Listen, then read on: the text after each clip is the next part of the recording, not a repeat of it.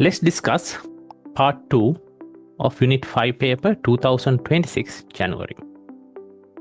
First question we have is question number 5. Vanadium forms many different ions when combining with oxygen. In which ion does vanadium have a different oxidation number from the others? Let's go one by one. First we'll find this VO2 plus ion. Oxidation number of vanadium we don't know, so we take it as X.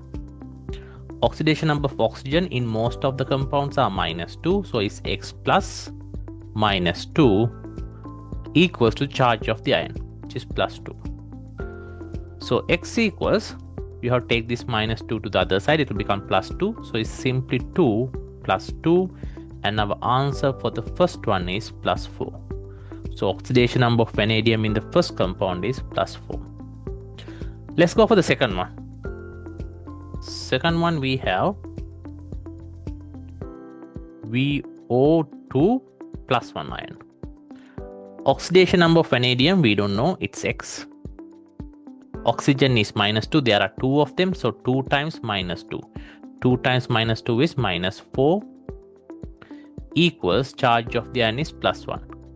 So therefore X equals +1 is there, we take -4 to the other side, it will become +4. So +1 plus 4, our answer for X is +5. The third one, VO4 3- ion. Oxidation number of vanadium we don't know, it's X. Oxygen is -2, there are 4 of them. -2 times 4 is -8 equals -3. So therefore X equals -3 -8 we take to the other side, it will become +8. -3 plus 8, so X equals +5.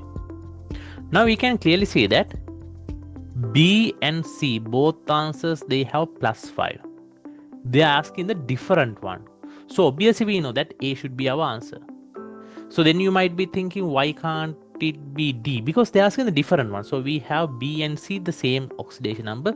So we predict D also have the same oxidation number as B and C. If you have like any doubts, let's check it. It's V4O12 4- sign. Vanadium is X. There are 4 vanadium atoms, so it's 4X. Plus oxygen is -2, there are 12 of them. 12 times -2 is -24 equals charge of the ion is -4. So 4X equals -24 goes to other side, so it's simply -4 plus 24. Answer is +20 equals 4X. So therefore X equals 20 divided by 4. The answer is 5. So we have +5 +5 +5 for B, C, D. A is different, so our answer for question number 5 is A. Let's go for question number 6. Okay. The stability of complex ion increase as the basicity of the ligand increases. Multidentate ligands form more stable complexes. So the first point they are saying that the more stable, if you have multidentate, so they say that if your ligand is multidentate means that's the most stable ligand. There is a multidentate ligand in our answer, so this is a multidentate ligand, this ene molecule. I'll just tell you what is a multidentate ligand. Multidentate ligand means there are some ligands, they have like this molecule, this ene molecule, CH2, and there are 2 NH2 groups on either side. This is 1,2 diamino ethane. So in each nitrogen atom they have lone pair. So they use this lone pair to form dative covalent bonds. So that means when they form coordinate complex, actually they donate 2 lone pairs. One molecule of ene donates 2 lone pairs. So we call it, it's a multidentate, or we call it bidentate. it donates 2 lone pairs to form the coordinate complex. Then they tell another point. Basicity of the ligand increases, that's also stable. If you have more basic ligands, more basic ligand, then they say that they also form stable coordinate complexes. So they are asking which is the order of relatively stability of the 4 complexes. Now they have given us coordinate complexes. Now when I look at the answers, let's see, we have water as the ligand. We'll see whether they are monodentate or multidentate first. Water, even though there are 2 lone pairs, it donates only 1 lone pair for the coordinate bonds, coordinate complex or dative covalent bond. Therefore, it's a monodentate ligand. Then we have ammonia molecule. Yes, ammonia molecule also donate only 1 lone pair for the dative covalent bonds. So it's also monodentate ligand. Right. Then you have methylamine. Okay. So if you take this, so we have 1 methyl group, CH3. It's just like ammonia. So it will also donate 1 lone pair for the dative covalent bond. So therefore these 3 are monodentate ligands. We have only 1 bidentate ligand. We call it multidentate ligand. The first point in the question itself. So question tells us the answer. If it is multidentate ligand, they are the most stable. Okay, so that means my most stable coordinate complex has to have a multidentate ligand because there is only 1 multidentate ligand. So therefore my answer will be either B, because it says the most stable one is this with ene molecule, that means it's a bidentate ligand, or D. B or D is my answer.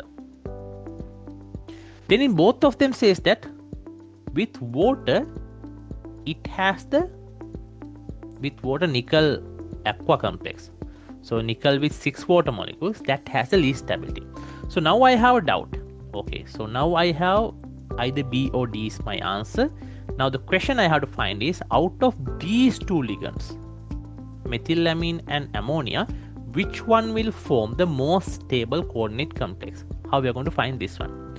They have given us the second point. More basic ligand is stable. More basic means they like to donate the lone pair more strongly. So that means they donate the lone pair more strongly. So more basic means they can donate the lone pair more strongly. Both of them have nitrogen atom, they have lone pair of electron. But remember this one, if you have R group attached to the nitrogen atom, they have something called inductive effect. In a simple form, if I tell you what is the inductive effect, simply the CH3 group pushes electron. This CH3 group, they pushes the electron through the bond. So there's a little bit push of electrons towards this nitrogen atom. When the electron get pushed, we call it inductive effect. The electron cloud of the nitrogen atom gets larger than that of ammonia. So therefore when you have R groups like methyl groups attached to a nitrogen atom, such compound will have more basicity. So this is more basic than this one, ammonia. So therefore when a nitrogen containing compound, when they have R group attached to it, due to inductive effect, the electron cloud density of the nitrogen atom increases. Therefore it can donate electron easily than that of nitrogen in the ammonia. So therefore it says that this is more basic, methylamine. So when more basic molecule form a coordinate complex, it says more stable. That means out of these 2, one which has methylamine, it should be the more stable coordinate complex than that where you have ammonia as a ligand. So therefore answer for question number 6 is B. So one thing you have to remember here is, when you consider nitrogen containing compounds,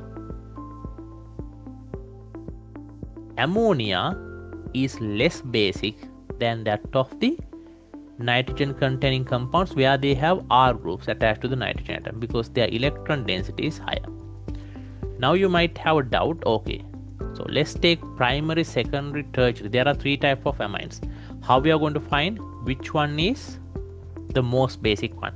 If you have any doubt on this one, just leave a comment, then I'll explain. For now, we have to remember is more than ammonia, anything which has R group, any amine nitrogen containing compound which has R group attached to nitrogen atom, they'll be more basic than that of ammonia. And we can put phenylamine also here. That's another topic we have to discuss. But now we have answer for question number 6. It's B.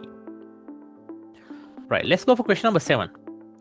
Which statement about the structure of this is a molecule that you might have heard about, something called cisplatin.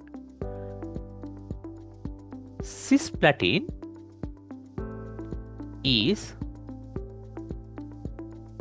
a drug that we use to control. We use it in a chemotherapy process for cure cancer. Actually, what it does is it stops the DNA replication of the cancer cell. So therefore, cell division will not take place. So therefore, you can easily kill the cancer cells. This is how it happens. I'm not going to talk about this, how it stops the DNA replication, but I'll tell about how this cisplatin will look like. Cisplatin is not a tetrahedral molecule. It's a square planar molecule. Square planar means if you take a A4 sheet. Okay, let's take this is the A4 sheet, a paper you have. You keep platinum in the middle. Sorry, platinum metal in the middle. Then what will happen? You have 2 chlorine atoms in these 2 corners and 2 ammonia molecules in these 2 corners, and all of them form dative covalent bonds with this central metal cation.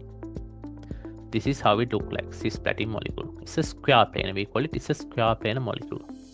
It's like a square in the plane.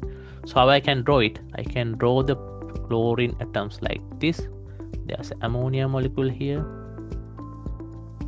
and there's a chlorine atom here. There's an ammonia molecule here.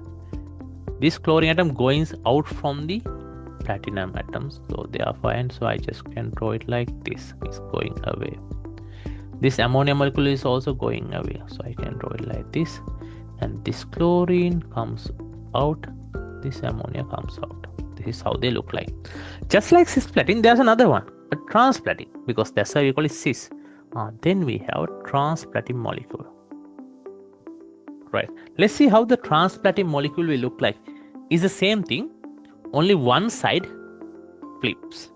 So what we have here is platinum is there. If this side you have chlorine, this side you have ammonia, and this side you have chlorine, and this side you have ammonia. In cisplatin, both chlorine atom is on one side, ammonia molecules are on the other side. But here, chlorine, one side chlorine and ammonia, other side also chlorine and ammonia. So just like we have cisplatin as well as we have transplatin. Okay, now let's see what are the answers. They're asking which statement about the structure of cisplatin is correct. So they're asking about that molecule. Let's see one by one. First one, they are saying that a square planar complex with only one structure. Now we know that it has cis and transplatin, right? So there's one thing I have to like make this part clear for you. When you are drawing this one which goes away, I have not clearly drawn it. So what you draw it, you have to draw the first line small, then you have to keep on showing that. That's how you show that is going away, right? Okay, right. Now if you take, okay, now we were talking about cisplatin. Let's take statement by statement. A square planar complex with only one structure. Now we have cis and trans. So it's wrong. A square planar complex with 2 isomeric forms is correct. A tetrahedral complex with no, not tetrahedral. A tetra no is a square planar. So therefore our answer for question number 7 is B. So answer for question number 7 is B. Let's go for question number 8. Question number 8, they say that a formula of, okay, A student made 3 statements about the reaction scheme shown. Right, let's go one by one. We have, I'll start from here, right? We have CrO4 2 minus ion, CrO4 2 minus ions. We call it chromate ion, or we call it chromate 6. So CrO4 2 minus ion. When you add silver there, silver plus ion, so what you get is silver chromate is formed, chromate is -2, so therefore you need Ag2 CrO4, silver chromate precipitate is formed, which is a yellow color precipitate. Then for chromate ion is also yellow color solution. For this yellow color solution, if we add an acid, this chromate will turn into dichromate. Even though they turn into dichromate, remember, it's not a red oxidation or reduction reaction. The color of this dichromate is also orange. You might be thinking why. Let's check. If I take chromate, let's take CrO4 2 minus. Chromium oxidation number we don't know is X. Oxygen is -2, there are 4 of them, so it's -8 equals -2. So if you do the calculation, X equals +6. Let's do it for dichromate also. Chromium oxidation number we don't know. Cr2O7 2 minus. So there are 2 chromium atoms, so it's 2x. Plus -7 times 2 is -14. -14 equals -2. So therefore 2x equals -14 goes to all is +14. So -2 plus 14 plus 12. So it's 2x equals +12. So x equals +6. Okay, that's also +6. Then we'll see, so you can see that both chromate and dichromate, they have +6 oxidation number. So this is not a redox reaction, right? So it's simply, it's an equilibrium. So this is dynamic equilibrium which they have. When the medium is acidic, it goes to orange color dichromate. When the medium is alkaline, it goes to yellow color chromate ion. Okay, so we were talking about dichromate. Then we'll go for when we are adding Fe2 plus ion. What happens here is Fe2 plus ion get oxidized to Fe3 plus ion in the acidic medium. What happened? Dichromate get reduced to chromium 3 plus ion. Okay, chromium 3 plus ion in acidic medium is green color. Then we get chromium 2 plus ion, which is bluish purple when you reduce it using zinc in the acidic medium. Right. Let's see what happens in this when you add zinc in the acidic medium. So we know that here there's no redox reaction, both have oxidation number of +6. Okay, I'll just put those oxidation number here, +6, and this is also +6. Right. What happens when we add zinc? What happens? Chromium 3 plus ion get reduced to chromium 2 plus ion. So how to balance this one? We have to add an electron to this side. What happened to zinc? When chromium 3 plus ion get reduced, zinc get oxidized, forming zinc 2 plus 2 electrons. Right. How to balance this one? You have to simply multiply the first equation by 2. When you multiply by 2, so it's 2 electrons. We add with 2 Cr3 plus and gives you 2 Cr2 plus ion. Okay, if we add these two equations, 2 electrons cancel out. So simply 2 Cr3 plus ion react with zinc gives you 2 Cr2 plus ion plus zinc 2 plus ion. Okay, so if I write that equation, so I just write that final equation here. What will happen here is we have 2 Cr3 plus ion plus zinc gives you 2 Cr2 plus ion plus zinc 2 plus ion. Okay, now I have the what happens in that equation, in that they are at the reaction. Why I get this balance equation? I can see that this sentence 3 is about some reacting with zinc and chromium 3 plus ion. So it's better if I had this equation before going for that question. Okay. Now let's see the question they ask. A student made the 3 statement about the reaction scheme shown. Of these 3 statements, so they are asking which statement is correct. That's the question. Out of these 3 statements, let's see one by one. The formula of silichromate is Ag2CrO4. Yes, that makes sense. Statement 1 is correct. The conversion of CrO4 2- and Cr2O7 2- is not a redox reaction. That's correct, because we can see that same oxidation number is neither reduction, neither oxidation. The minimum mass of zinc required to reduce. Now let's see statement 1 and 2 are correct. Yes, there's an answer for that. There's statement 1, 2 and 3 are correct. There's an answer for that one. So that means we have to figure it out whether statement 3 is correct or not. If you don't have time, you have a chance, you have to take a guess, either B or C. That's called intelligent guess. We don't call it wild guess, right? We don't make wild guess. We always make intelligent guesses, right? So then we have 50-50 chance. But if you go 1 out of this 4, so the percentage of getting right is 25%. But if you go for intelligent guess, now you have increased that probability from 25% to 50%. But anyway, we have time. So therefore, we'll try to check this statement 3. The minimum mass of zinc required to reduce 0.1 mole of chromium 3 plus ion. The number of moles of chromium 3 plus ion is 0.1 mole. And we know the reacting ratio is 2:1.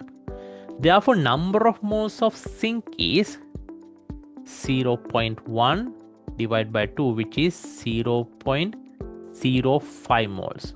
Okay. So number of moles of zinc we need is 0.05 moles. They are asking the mass of zinc. We know that number of moles equals mass divided by molar mass. So therefore, mass equals number of moles times molar mass. Number of moles equals 0.05 moles. Molar mass of zinc, that's why we have the period table here, 65.4. So therefore mass equal is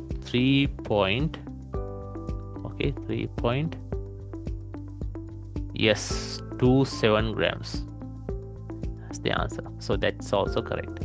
So statement 1, 2 and 3 are correct. So therefore our answer for question number 8 is D. Right, answer for question number 8 is D. Okay. Let's go for next question. Question number 9. Okay. The reaction between manganate 7 MnO4- ions and ethane diorate C2O4 2- ion is autocatalytic.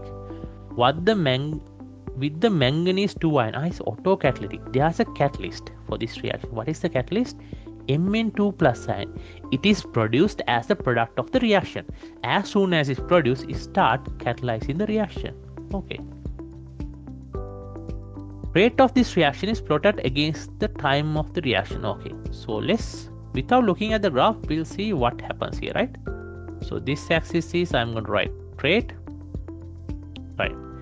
As soon as you start a reaction, obviously the rate is 0 at the beginning. At the beginning, rate is 0.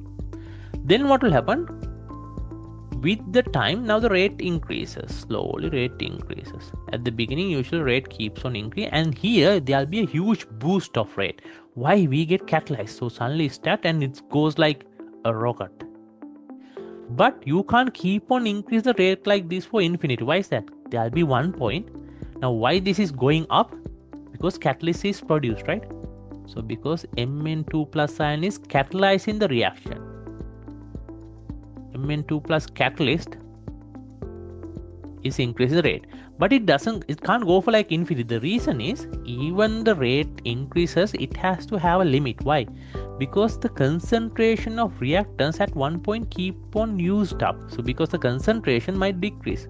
When more and more MnO4- react with C2O4 ion in the presence of H plus ion gives you the product, the rate will come to a point where there's not enough reactants to react. So at that point, what will happen? Rate will again drops down. So I am expecting a graph which goes up and drops down after a certain point. So I see a graph which goes up but it flat. No, rate can't stay like that. It has to come down.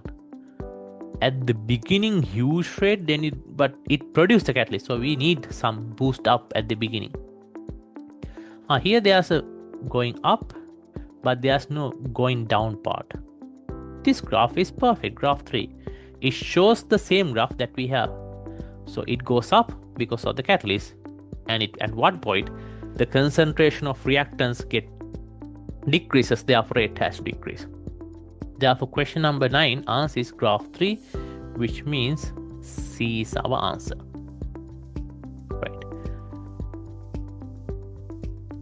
Right, now we discuss 5 more MCQs. That means we did the part 2 of unit 5 paper. Now I'll tell you, we were discussing about exercises for neurogenesis. So what will happen when this is done is healthy for your brain. So you will have a healthy brain to do your studies and to do day-to-day decisions. Let's see what are the next 4 exercises that we are going to discuss. First one we call it spontaneous connection. What you have to do is, you go to a conference or anywhere, when you find with a stranger, at least have a discussion for 10 minutes. So when you try to have this discussion, so you don't know what is the topic you are going to talk about. That a stranger might be, even when you are traveling in a taxi or something, your taxi driver might be the stranger. So based on the topic, you have to adjust yourself. So it's helped you to get a social adaptability, as well as it's good exercise for your brain. Next one is shared narrative. So what you can do is, at home or something, take a book, read it for your friend or your parents or your children, anyone. Read out loud for someone for 15 minutes. You can read for anyone. You might have cousin children, or you might have cousin sisters and brothers. Just take a book, any random book, read for 50 minutes, and you discuss the content together. These days you might talk about geopolitics or anything. So that will help your brain to go through the process information, and then you will have to give answers for the other person, the questions that other person asks from you. So that's one of the very good exercise for your brain. Next one is adventurous interaction. So what you have to do is, while traveling, you have to find a traveler or a stranger, that it should be a complete stranger, and then what you have to do is, you have to start up a conversation. Or if you find traveling with a stranger is risky, you can visit a park or something, find a foreigner who's not from your country, and then while discussing, they might be also interested to learn about your country. While discussing with them, try to build up a conversation. That's also same thing like spontaneous connection. So that's also a good exercise for your brain. Written gratitude. That's another thing. What you can do is, you can take a A4 sheet. You can remind anyone who have helped you, a teacher, anyone. So what you have to do is, you write appreciation letter for them. Write an appreciation letter using your handwritten. So someone who have helped you in the past. This has 2 advantages. One thing is, it's a good exercise for the brain, and the second thing is, when you reach the past good memories, it secrete in your brain a chemical called oxytocin. So what will happen? This oxytocin, it's help your brain to protect from cortisol, because what happens, this cortisol can damage. Cortisol comes when you're in a stress, so it can damage the nerve cells in the hippocampus.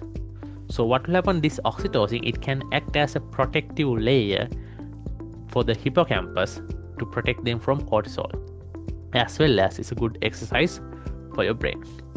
So we discussed 4 more exercise to have a healthy brain.